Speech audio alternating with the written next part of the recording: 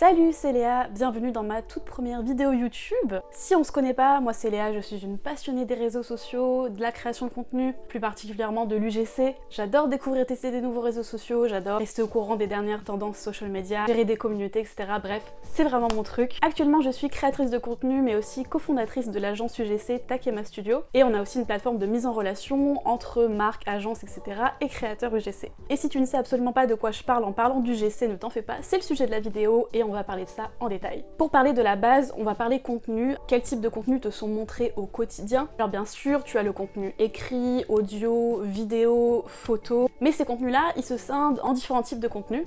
Notamment les contenus marketing dits traditionnels qui sont faits par les équipes marketing et communication des marques. Mais on a aussi tous les contenus qui sont créés par des créateurs. Le contenu d'influenceurs, mais aussi le contenu de créateurs de contenu. Ça peut être des gens qui postent des TikTok, des vidéos YouTube, etc. pour le plaisir, sans percevoir de revenus directs grâce à ces publications. On a ce qu'on appelle le contenu d'experts, donc c'est quand on a un expert qui génère une présence sur les réseaux sociaux. Non seulement on a tous ceux qui font des métiers du web, mais on voit aussi qu'il y a de plus en plus d'experts, des ostéopathes, des pharmaciens, qui donnent des astuces sur les réseaux sociaux et qui cherchent à ramener de la clientèle en faisant ça. Et les marques peuvent notamment exploiter le contenu d'experts, on le voit beaucoup en publicité sur les réseaux sociaux. Et enfin, le sujet du jour, le contenu UGC. Bon, il y a bien sûr bien d'autres types de contenus, mais aujourd'hui on va vraiment se concentrer sur le contenu UGC. En publicité, que ce soit en France, en Europe ou même aux États-Unis, les consommateurs ils sont de moins en moins réceptifs aux publicités dites traditionnelles, classiques, dont ils se méfient. Le contenu UGC, c'est le User Generated Content, donc du contenu qui est généré par les utilisateurs des produits ou services. C'est du contenu qui peut être créé par les clients directs des marques, mais aussi par leurs équipes marketing en se faisant passer pour un client, ou encore par des créateurs de contenu. Un nouveau métier est né très récemment, c'est le métier de créateur UGC, dont on aura l'occasion de reparler dans une prochaine vidéo, donc n'hésite pas à t'abonner si ça t'intéresse. Pour que ce soit totalement concret, je vais te mettre juste après des exemples de vidéos UGC. J'ai enfin trouvé le produit efficace pour combattre mon acné et mes taches d'hyperpigmentation. Le masque visage au curcuma anti-tache de chez Jadia, c'est ce qui a vraiment eu un effet sur ma peau.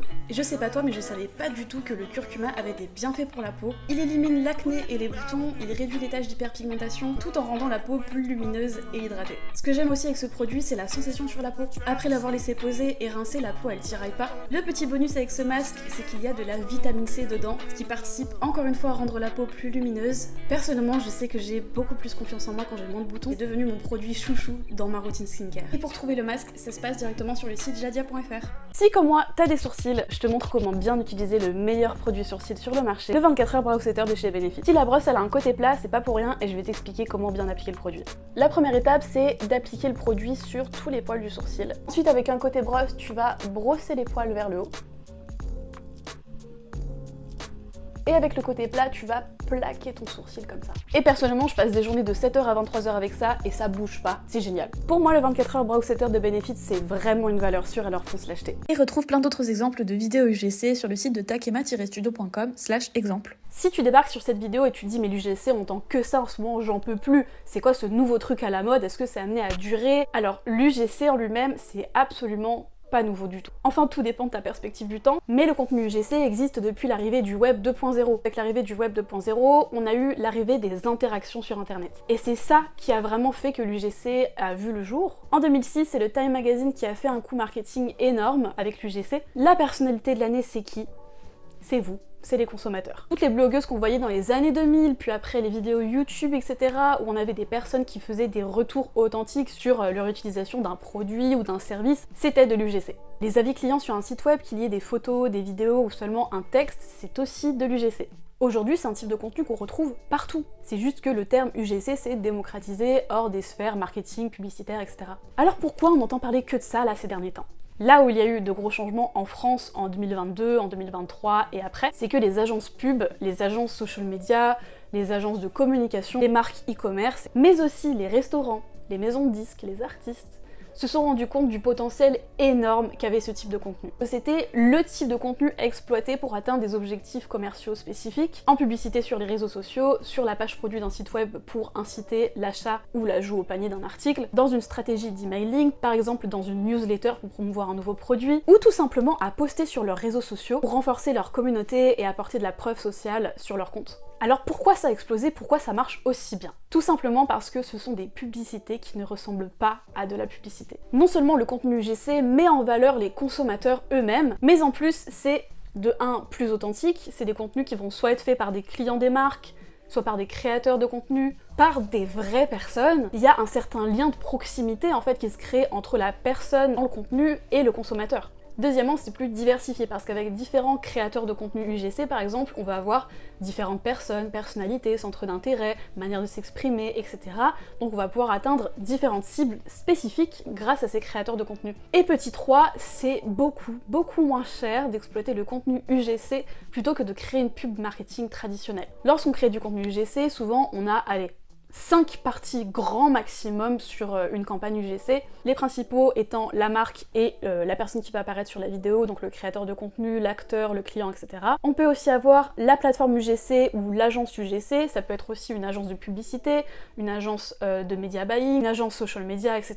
Pour les contenus UGC plus premium, on peut avoir aussi un monteur vidéo par exemple. Et enfin la dernière partie possible, c'est si le créateur de contenu a un agent, un assistant, etc. et qu'on va lier avec cette personne. Donc ça fait 5 maximum. Alors que pour une vidéo de publicité traditionnelle, on a le réalisateur, le scénariste, le staff du studio et le studio lui-même où va être tournée la publicité, le monteur ou l'équipe de montage, les acteurs qui vont apparaître dans la vidéo. Il faut pas oublier tout l'équipement qui est nécessaire à la création de cette vidéo promotionnelle. On peut très bien avoir un acteur voix off aussi, et l'équipe de tournage. Sans compter toute la partie stratégique qui va être gérée par l'équipe marketing de la marque. Ça en fait du monde à payer. En 2022, on a 80% des consommateurs qui regardent des avis et les notes des clients avant de valider un achat. Les recommandations, les avis authentiques, ce sont des types de contenus qui génèrent beaucoup de conversions pour les marques e-commerce. Allez, pour les amateurs de chiffres, je vais vous donner des petites statistiques supplémentaires. 76% des consommateurs ont déjà acheté un produit parce qu'une autre personne l'avait recommandé. Pour les médias buyers et amateurs de publicité sur les réseaux sociaux, les publicités basées sur de l'UGC génèrent 4 fois plus de taux de clic que les publicités marketing traditionnelles. En plus d'une baisse du coût par clic de 50% par rapport à la moyenne. Et enfin, si on compare au contenu d'influenceurs, 9,8 fois plus d'impact du contenu UGC par rapport au contenu d'influenceurs dans le cadre d'une décision d'achat. Je sais pas si vous vous rendez compte, c'est énorme. Alors comment est-ce qu'on génère du contenu UGC? Comme je l'ai dit au début de vidéo, il y a plusieurs types de contenu UGC concernant le contenu qui est créé par vos clients eux-mêmes. On peut générer de l'UGC avec toute la stratégie post-achat d'un client, à travers des emails, des notifications. On peut également créer un hashtag spécifique à la marque pour encourager les utilisateurs à l'utiliser et ainsi avoir une base de données un petit peu de contenu UGC fait par vos clients. Vous pouvez également utiliser les concours, les giveaways, ce qui permet de lancer un challenge à vos clients qui voudront remporter un lot par exemple. En général, les clients vont bien plus se donner s'il y a quelque chose à gagner derrière. Une autre manière d'obtenir du contenu UGC, je vous avoue que c'est pas du tout ma manière préférée, mais il y a énormément de marques qui le font, c'est de le faire tourner par les employés. Pour moi, on sort vraiment du contenu UGC puisque l'employé va être biaisé et va souvent adopter un ton marketing, va dire des choses dans la vidéo qu'une personne lambda, lorsqu'elle fait un retour sur un produit, ne dit pas. Pour eux, c'est quelque chose qu'ils connaissent très bien et sont les employés de cette marque. Donc au final, le contenu va vraiment faire trop publicité. Mais c'est aussi une possibilité. Et enfin, ma méthode préférée, bien sûr, c'est de travailler avec des créateurs de contenu. En particulier les créateurs UGC qui sont spécialisés là-dedans. Bien sûr, il existe une super variété de créateurs UGC, mais la plupart ils vont chercher à faire un retour authentique sur votre produit ou service, surtout s'il n'a pas de brief, de script. Et en plus de ça, contrairement au client de votre marque, il va savoir mettre en avant son expérience en vidéo. Parce qu'on en a vu des UGC faits par des clients, où la personne elle se tient comme ça, où elle trouve pas ses mots. Votre client adore votre produit, mais il sait pas du tout comment faire pour le transmettre en vidéo. Donc le créateur UGC va notamment apporter son expertise en création de contenu, mais aussi va vous aider à créer des contenus spécifiques pour atteindre différents objectifs commerciaux par exemple. Et là vous vous dites sûrement, mais c'est quoi la différence entre influenceur et créateur UGC? En travaillant avec un influenceur, on va chercher à atteindre sa communauté. Ça ne veut pas dire que ce sera la meilleure personne pour faire des publicités UGC. Certes, l'influenceur il sait s'adresser à sa communauté, mais est-ce qu'il saura s'adresser à votre audience cible pour vos publicités? Quand on travaille avec un influenceur, on cherche à exploiter la relation parasociale que le créateur a avec sa communauté, notamment parce que sa communauté admire l'influenceur et va vouloir reproduire ses comportements, faire les mêmes achats, etc.